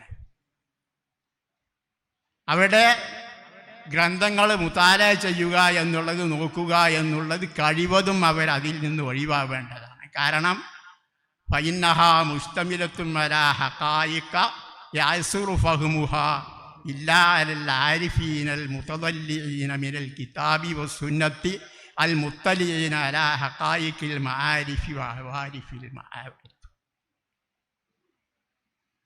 അവരുടെ വാക്കുകളിലും അവരുടെ കിതാബുകളിലെല്ലാം ധാരാളം ഹഖീഖത്തുകളുണ്ട്. അത് സാധാരണക്കാർക്ക് തിരിയില്ല. വലിയ ആഴമായി പഠിച്ച പ്രഗത്ഭരായ ആളുകൾക്ക്, അള്ളാഹിൻ്റെ മഅരിഫത്ത് കരസ്ഥമാക്കിയ ആളുകൾക്ക് മാത്രമേ തിരിയുകയുള്ളൂ എന്ന് മഹാനായ ഇബ്നു ഹജറുൽ ഹൈതമി പറയും. ഫമല്ലം യസിൽ ബിഹ ഇലാ ഹാദിഹിൽ മർത്ത, ഈ പദവിയിലേക്ക് എത്താത്ത ആളുകളാണെങ്കിൽ യുഹ്ഷാ അലൈഹി മസില്ലത്തുൽ ഖദം, അവൻ്റെ കാൽ വഴുതി പോകുമെന്ന് പേടിക്കണം. മാത്രമല്ല അവസാനം വൽ വുഖൂഉ ഫീ മഹാമിഹിൽ ഹൈറത്തി വന്നദം. എന്നിട്ട് അദ്ദേഹം പറയുന്നു, കമാ ഷാഹദിനാ ഫീ ഉനാസിൻ ജുഹാലി, ചില ജാഹിലീങ്ങളായ ആളുകളിൽ നാം കണ്ടതുപോലെ, അദ്മനൂ മുതാലഅത്തഹ, അവർ സൂഫിയത്തിൻ്റെ കിതാബ് സദാ മുതാല ചെയ്തുകൊണ്ടിരുന്നു. എന്നിട്ട് അവസാനം അവർക്കുള്ള അവസ്ഥ എന്തായി തീർന്നു? ഫഖലഊ റിബ്ഖത്തൽ ഇസ്ലാമി വത്തഖലീഫാത്തി ശറഇയ്യ മിൻ അനാഖി, അവരുടെ കഴുത്തിൽ നിന്ന് അവർ പൂർണ്ണ സ്വതന്ത്രരായി തീർന്നു. ഇസ്ലാമിൻ്റെ ആ ബന്ധമെല്ലാം അവർ വിട്ടുകൊണ്ട് ഒഴിച്ചുകൊണ്ട് അവർ പൂർണ്ണ സ്വതന്ത്രരായിക്കൊണ്ട് അവസാനം വാഫുദാ ബിഹിമുൽ ഹാലു ഇലൽ വുഖൂഇ ഫീ ശറഖി ശിർക്കിൽ അക്ബർ, ശിർക്കുൽ അക്ബറിൻ്റെ കെണിയിൽ അവർ പെട്ടുപോയി. ഫഖസിറുദ്ദുനിയ വൽ ആഖിറ ദാലിക ഹുവൽ ഖുസ്റാനുൽ മുബീൻ, അങ്ങനെ ദുനിയാവിലും ആഖിറത്തിലും പരാജയപ്പെട്ടുപോയി. മുഹിദ്ദീൻ ഇബ്നു അറബിൻ്റെ ഒരു ബൈത്ത് ഒരു ഉദാഹരണത്തിന് വേണ്ടി പറയുകയാണ്, സമയമല്ല അദ്ദേഹത്തിൻ്റെ മനസ്സിലാക്കാൻ വേണ്ടി. ഷെയ്ഖ് മുഹിദ്ദീൻ ഇബ്നു അറബിൻ്റെ ഒരു ബൈത്ത്, യമൻ യറാനി വലാ അറാഹു കംദാ അറാഹു വലാ യറാനി, യമൻ യറാനി വലാ അറാഹു കംദാ അറാഹു വലാ യറാനി. ഇതിൻ്റെ അർത്ഥം യമൻ യറാനി, എന്നെ കാണുന്ന അള്ളാഹുവേ, വലാ അറാഹു, ഞാൻ അവനെ കാണുന്നില്ല. അപ്പോൾ ഞാൻ കാണാതെ എന്നെ കാണുന്ന അള്ളാഹുവേ, കം ദാ അറാഹു വലാ യറാനി, ഞാൻ അള്ളാഹു എത്രയോ പ്രാവശ്യം കാണുന്നുണ്ട്, പക്ഷേ വലാ യറാനി, അള്ള എന്നെ കാണുന്നില്ല.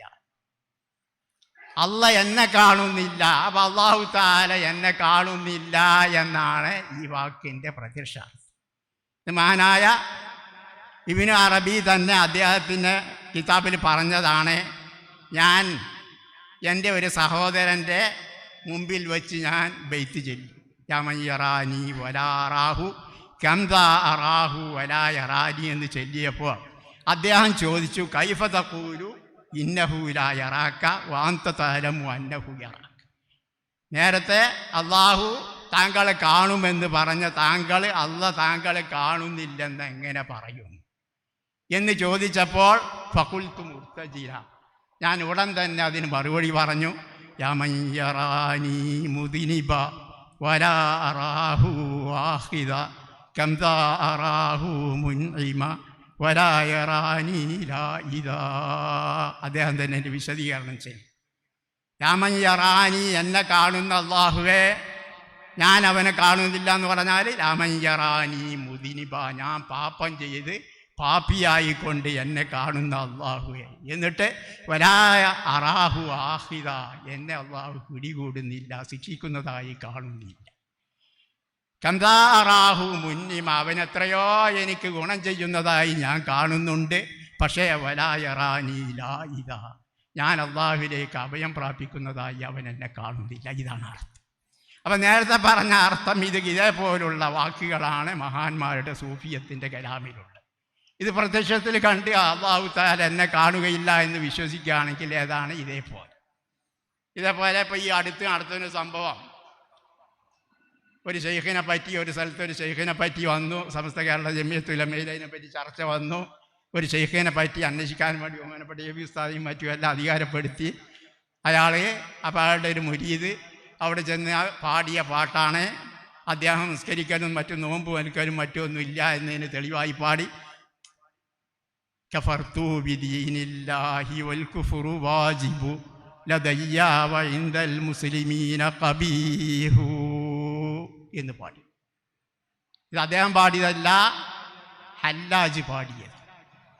അബൂ മൻസൂറുൽ ഹല്ലാജിൻ്റെ ബീത്താണിത്. ഇതിൻ്റെ അർത്ഥം പ്രത്യക്ഷത്തിൽ എന്താ അർത്ഥം? കഫർതു ബിദീനില്ല, അള്ളാഹിൻ്റെ ദീന് കൊണ്ട് ഞാൻ കാഫിറായി. വൽ കുഫ്റു വാജിബു, കാഫിറാകുക എന്നുള്ളത് നിർബന്ധമാണ്. ലദയ്യ, എൻ്റെ അടുക്കൽ. വഇൻദൽ മുസ്ലിമീന ഖബീഹു, മുസ്ലിങ്ങളുടെ അടുക്കൽ അത് ചീത്തയാണ്. ഇതാണ് അബൂ മൻസൂറുൽ ഹല്ലാജി പാടിയത്. ഇത് ഏതിന് തെളിവായിട്ട് അയാൾ പറഞ്ഞത്? നിസ്കരിക്കേണ്ടതില്ല, നോമ്പ് നോൽക്കേണ്ടതില്ല, ശരയ്യായ അള്ളാഹിൻ്റെ ദീനിൻ്റെ അഹ്കാമുകളൊന്നും ചെയ്യേണ്ടതില്ല. ഇതിന് കാരണം സൂഫിയായ ഹല്ലാജ് പാടിയതാണ്, കഫർതു ബിദീനില്ലാഹി വൽ കുഫ്റു വാജിബു ലദയ്യ വഇൻദൽ മുസ്ലിമീന ഖബീഹു. ഇതേപോലെ നമ്മെ വഴിതെറ്റിക്കുന്ന പല പദ്യങ്ങളും പല വാക്കുകളും അവരുടെ മഹാന്മാരായ അവരുടെ വാക്കുകളിലെല്ലാം ഉണ്ട്. അപ്പോൾ അതിൻ്റെ അർത്ഥം അറിയുന്നവർക്ക് മാത്രമേ അത് നോക്കാൻ പാടുള്ളൂ, അല്ലെങ്കിൽ ഇസ്ലാമിൽ നിന്ന് അവർ പിന്തിരിയേണ്ടതായി വരും. മഹാന്മാരായ സൂഫിയത്തായ ആളുകൾ അവർ പാട്ട് പാടിയിരുന്നു. സമാഇ എന്ന പേരിൽ അവരുടെ ഇസ്തിലാഹിൽ സൂഫി സംഗീതം എന്ന് പറഞ്ഞാലല്ല, സൂഫിയത്തിന് പ്രത്യേകമായി അവർ സംഗീതങ്ങൾ കേൾക്കാറുണ്ടായി. ഒരു വിഭാഗം കേട്ടിരുന്നു, മറ്റു വിഭാഗം കേട്ടിരുന്നില്ല. അത് കേൾക്കാമോ ഇല്ലയോ, ഏത് കേൾക്കാം ഏത് പാടില്ല, ഇതിലെല്ലാം വ്യത്യസ്ത അഭിപ്രായങ്ങൾക്കാണ്. പക്ഷേ ഹറാമായ, നേരത്തെ പറഞ്ഞല്ല, ഹാർമോണിയം അതേപോലെ മ്യൂസിക് മുതലായത് ചേർത്തുകൊണ്ടുള്ള സംഗീതം ഹറാമാണ് എന്നത് എല്ലാവരും സമ്മതിച്ച കാര്യമാണ്. 4 ഇമാമിങ്ങളും സമ്മതിച്ച കാര്യമാണ്. അപ്പം ഹറാമായ മ്യൂസിക്, ഹാർമോണിയം അതേപോലെ മറ്റുള്ളതെല്ലാം ഉപയോഗിച്ചു കൊണ്ടുള്ള പരിപാടിയാണെങ്കിൽ അത് ഹറാമ് തന്നെയാണ്. 4 മദ്ഹബിൻ്റെ ഇമാമുകളും അത് ഹറാമാണെന്ന് പറയും. പിന്നെ സൂഫികൾ കേട്ടിരുന്ന പദ്യം ഏതാണ്?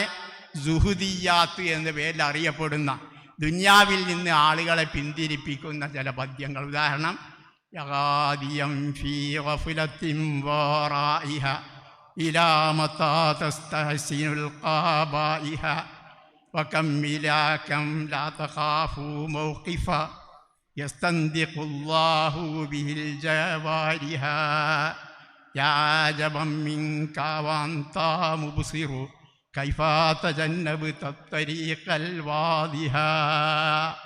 ഇത് സാറിന് പറഞ്ഞ അവരുടെ ഒരു ഉദാഹരണമായിട്ട് പറയുക.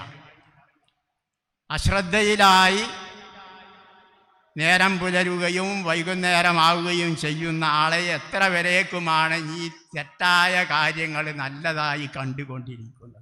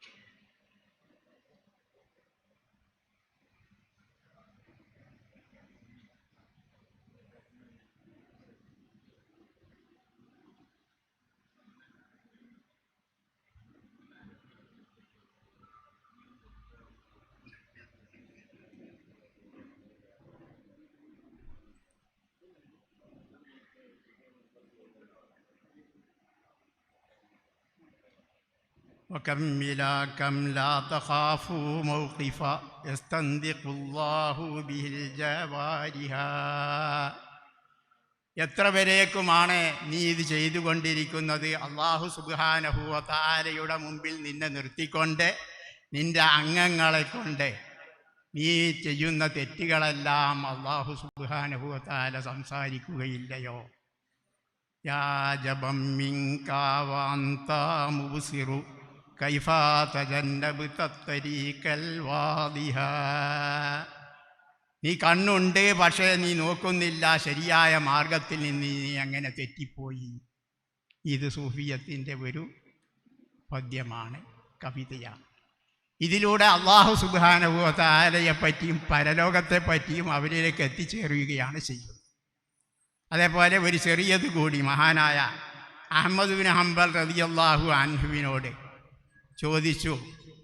സാധാരണ സൂഫിയത്തെല്ലാം ചില പദ്യങ്ങൾ മനസ്സിന് അലിവുണ്ടാക്കി തീർക്കുന്ന, മനസ്സിന് പരിവർത്തനമുണ്ടാക്കുന്ന ചില കവിതകളെല്ലാം ചെല്ലാറുണ്ട്. അതിനെപ്പറ്റി താങ്കളുടെ അഭിപ്രായം എന്താണെന്ന് ചോദിച്ചപ്പോൾ, ഏത് ജാതി കവിതയാണ് ചെയ്യാറുള്ളത് എന്ന് ചോദിച്ചപ്പോൾ അദ്ദേഹം ചൊല്ലി, ഇദാ മാ ഖാല ലീ റബ്ബി അമസ്തഹിയൈത തഅസീനി വതുഖ്ഫി ദംബ മിൻ ഖൽഖി വബില്ലിസ്യാനി തഅതീനി. ഇതേപോലുള്ള കവിത എന്ന് പറഞ്ഞാൽ, എൻ്റെ രക്ഷിതാവ് എന്നോട് നീ ലജ്ജിക്കുന്നില്ലയോ, നീ തെറ്റ് ചെയ്യുമ്പോൾ നിനക്ക് ലജ്ജയില്ലയോ എന്ന് ചോദിക്കുമ്പോൾ, നീ മറ്റ് സൃഷ്ടികളിൽ നിന്ന്, ഞാനല്ലാത്ത മറ്റ് സൃഷ്ടികളിൽ നിന്ന് നിൻ്റെ പാപം മറച്ചു വെക്കുന്നു, എന്നിട്ട് പാപം ചെയ്തുകൊണ്ട് നീ എൻ്റെ അടുത്ത് വരുന്നു. യാ മാ ഖാല ലീ റബ്ബി അമസ്തഹിയൈത തഅസീനി വതുഖ്ഫി ദംബ മിൻ ഖൽഖി വബില്ലിസ്യാനി തഅതീനി. ഇതേപോലുള്ള പദ്യങ്ങളാണ് എന്ന് പറഞ്ഞപ്പോൾ ഇത് ഒന്നുകൂടി ആവർത്തിച്ച് ചെല്ലൂ എന്ന് പറഞ്ഞ് മഹാനായ അഹ്മദ് ബിൻ ഹംബൽ പിന്നെയും ആവർത്തിച്ച് ചെല്ലിയപ്പോൾ അദ്ദേഹം വീട്ടിൽ കടന്ന് വാതിലടച്ചു. എന്നിട്ട് അദ്ദേഹം കരഞ്ഞുകൊണ്ട് ചെല്ലുന്നതായി കേട്ടു. ഇദാ മാ ഖാല ലി റബ്ബി അമസ്തഹീത തഅ്സീനി വതുഖ്ഫി ദംബ മിൻ ഖൽഖി വബില്ലിസ്യാനി തഅ്തീനി. ഇതേപോലുള്ള സംഗീതങ്ങളാണെങ്കിൽ വിരോധമില്ല. അല്ലാത്ത സൂഫി സംഗീതങ്ങളെല്ലാം നമ്മെ നരകത്തിലേക്ക് കൊണ്ടുപോകും, ശിർക്കിലേക്ക് കൊണ്ടുപോകും. അത് പ്രത്യേകം സൂക്ഷിക്കുക. അല്ലാഹു സുബ്ഹാനഹു വ തആല നമ്മെ രക്ഷിക്കുമാറാവട്ടെ. അടുത്ത ക്ലാസ് എടുക്കാൻ വേണ്ടി ബഹുമാനപ്പെട്ട മുസ്തഫ ഫൈസി ഉസ്താദെല്ലാം വന്നിട്ടുണ്ട്. അല്ലാഹു സുബ്ഹാനഹു വ തആല കേട്ടതും അത് അനുസരിച്ച് അത് മനസ്സിലാക്കുവാനും അതനുസരിച്ച് പ്രവർത്തിക്കുവാനും തൗഫീക്ക് ചെയ്തു തരുമാറാവട്ടെ. ഖറവിയായ ആലിമീങ്ങളുടെയും മുതാലിമീങ്ങളുടെ കൂട്ടത്തിൽ അല്ലാഹു തആല നമ്മെ പെടുത്തിരുമാറാവട്ടെ. പരലോകത്തിൽ അല്ലാഹു സുബ്ഹാനഹു വ തആല നമ്മെ രക്ഷിക്കുമാറാവട്ടെ. ആഖിറു ദഅവാനാ അൽഹംദുലില്ലാഹി റബ്ബിൽ ആലമീൻ. അസ്സലാമു അലൈക്കും.